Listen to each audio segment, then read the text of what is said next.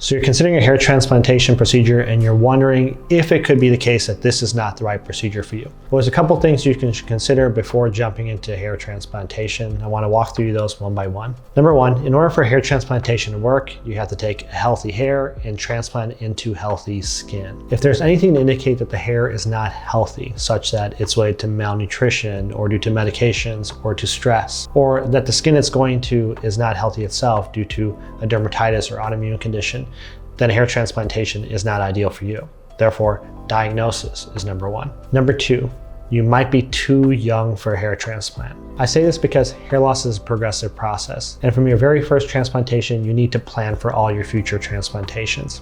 If you start at a very young age and lock yourself into a relatively juvenile or immature hairline, you're committed to keeping that hairline the rest of your life. If you wait into your 30s and 40s and let some natural, mature recession in your hairline occur and then lock it down with a transplant, it's a lot easier to maintain during the rest of your life. Now, there are instances in our office where we'll see a very young individual, maybe 20 to 25 years old, who's exhibited significant hair loss.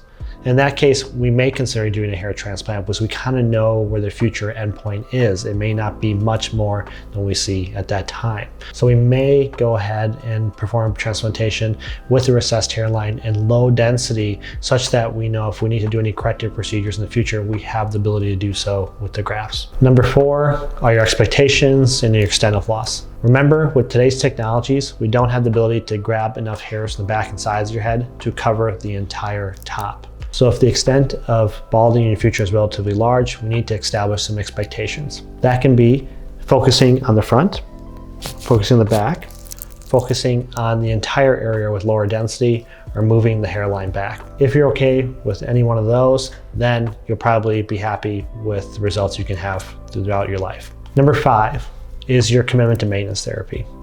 Remember that hair loss is a progressive process. Once you go through a hair transplantation procedure, the hairs behind it or around it continue to regress. Using hair maintenance therapy will slow that process down, maintaining your result and keeping you looking natural for a much longer period of time. If you're considering getting a hair transplantation procedure and you haven't already exhibited full hair loss yet, it's going to be imperative that you're in hair maintenance and you should commit to it before considering a transplantation.